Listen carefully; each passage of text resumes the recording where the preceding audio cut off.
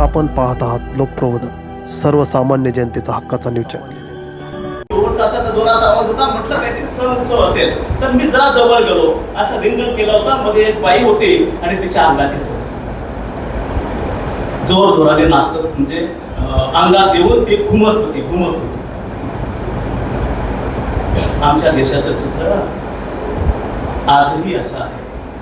मालेगाव महावितरण विभाग, मालेगाव मंडळ कार्यालय अंतर्गत शतग्राह विभाग मालेगाव यांच्या वतीने जागतिक महिला दिन उत्साहात साजरा करण्यात आला.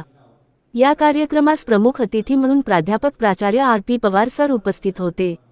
कार्यक्रमाच्या सुरुवातीला उपस्थित मान्यवरांचे स्वागत करण्यात आले. यावेळी प्रमुख अतिथी RP पवार सर यांनी जागतिक महिला दिनाच्या निमित्ताने महिलांचे समाजातील महत्त्व, त्यांचे योगदान आणि सशक्तीकरण याविषयी प्रेरणादायी मनोगत व्यक्त केले.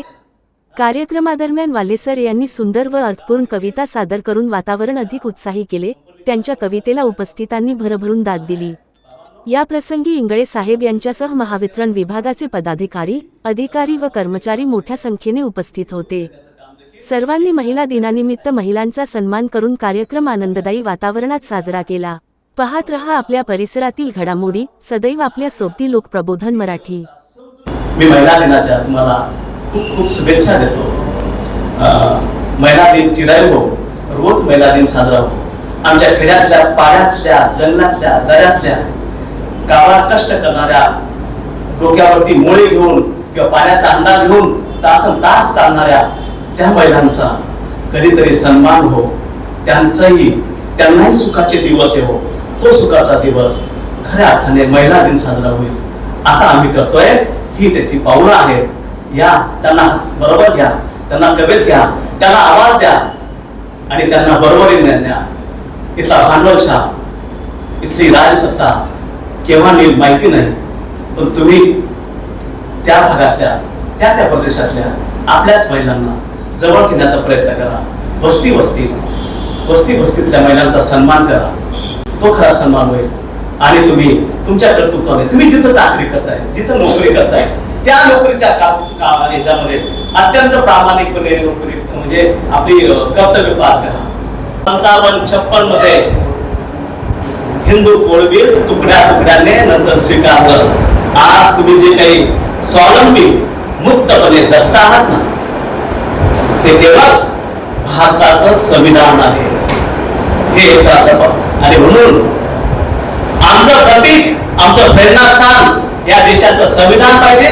या देशातले राजमाता जिजाऊ पाहिजे, माय सावित्री पाहिजे. हे आमचे प्रेरणास्थान पाहिजे, हे आमचे पूजास्थान पाहिजे, हे आमचे आचरणस्थान पाहिजे. आम्ही ते समजूनच घेतलं, त्याशिवाय पर्यायच नाही आम्हाला. मी तुमच्या समोर उभा ना आता, तर हा नाशिक जिल्हा 1 वर्षापासून पिंजून काढतोय. तसं अमोलदारने माझी स्तुती जास्तच केली.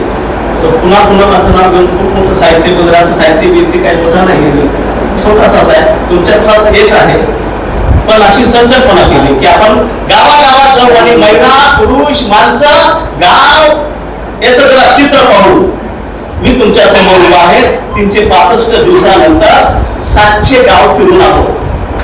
ह्या जिल्ह्यातली 700 गाव आणि त्या गावागावामध्ये पाहून आलो काय स्थिती आहे पुरुषांची, महिलांचं. एका गावाला मला सायंकाळची वेळ होती आणि महिलांचं सहज दर्शन झालं. सायंकाळचं असलं की अगदी मस्त वेळ असते. सायंकाळी दिवे लावण्याची वेळ होते, घराचा दिलक सुरू होते, महिलांची पूजा अर्चा किंवा स्वयंपाकाची तयारी सुरू होते. अशा प्रसंगामध्ये मी गेलो. जायकडा नावाचं गाव आहे, या जायकडा नावाच्या गावाला गेलो आणि गावाच्या वस्तीच्या शेजारी एक मंदिर आहे, समाज मंदिर आहे. तिथं मूर्ती आहे. एक म्हातारी आजी त्या घरामध्ये, त्या मंदिरामध्ये जाऊन त्या मूर्ती साफ करते, पूजा करते, तिथे पंक्ती लावते, मेणबत्ती लावते. एक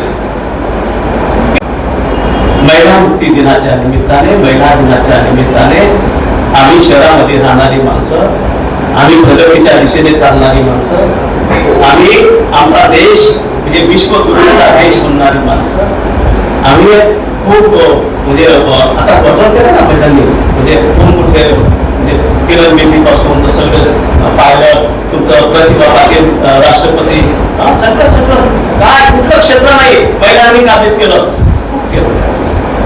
पण हेही क्षेत्र अजून तसंच आहे. आपण आपल्या सन्मानासाठी स्वावलंबी व्हा, स्वाभिमानी व्हा आणि आपलं कर्तव्य प्रामाणिकपणे बजवा. तुमचा सन्मान सततच होत राहील आणि तुम्ही मात्र कायद्याचा अभ्यास करत राहा आणि ह्या देशाचं नाव कसं उज्ज्वल होईल.